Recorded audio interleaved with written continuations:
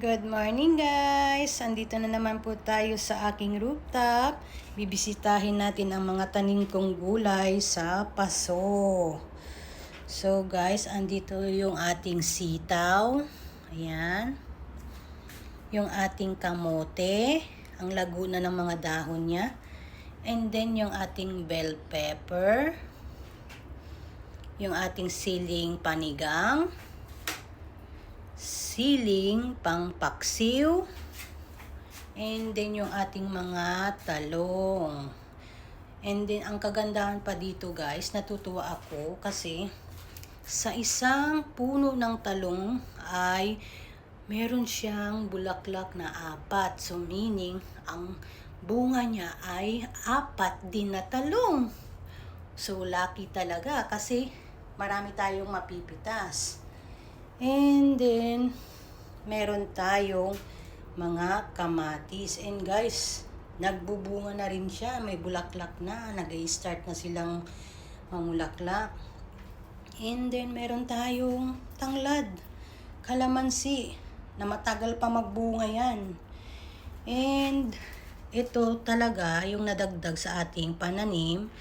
Ang ating bagong bili na kalamansi. Ayan guys, nakikita nyo ba guys yung mga bilog-bilog na green na yan? Kalamansi po yan guys. Ayan, nagbubulaklak pa. And then meron tayo dito ampalaya. Ayan, nagbubulaklak na rin siya. Sana lumago pa yung mga dahon niya para meron tayong panahog sa munggo. Ayan. Tinanggalan natin siya ng dahon para mag-focus sa taas. Dumami ang kanyang mga dahon. And then, ito yung ating bagong bili rin na siling labuyo. Guys, hindi nyo napapansin, mahilig tayo sa sili. Mahilig kasi ako sa maanghang eh. And then, ayan, siling, maanghang din po siya. Pwede siyang pang dynamite na lumpia. And then, ito rin ang nadagdag sa ating pananim, ang kalabasa. Nag-i-start na rin siyang mamulaklak. Then, yung ating patola. Ayan, tatanggalan ko na rin yan ng dahon sa ibaba, para mag-focus siyang gumapang ng gumapang para humaba ang kanyang dahon. And then guys, lipat tayo sa isang ito. Ito ang pinaka-main ko talaga na gustong-gustong pagmasdan. Kasi guys, yung ating pipino, napakalago niya guys. Ayan, gumagapang na siya sa ginawa nating gapangan. Ayan, dalawa sila, nagpapaunahan sila. And then sa gitna ng pinagtaniman natin ay meron tayong kamatis.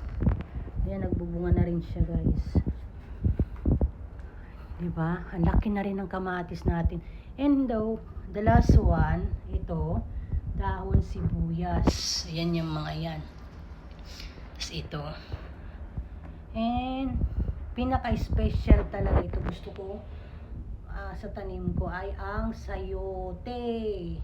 Lahat naman sila special, pero ito ang gustong-gusto ko kasi talaga naman guys, tinanggalan ko ng mga lumang dahon yan. So yan, nagtatalbos na naman ng bago. Kaya inaantay ko lang yan para gumapang. And then ito guys, ito yung isa pa niyang kapatid. Ayan. Ito. Sayote din po yan.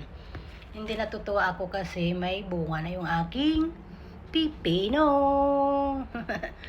Ayan. So, yun lang po ang ating video for today.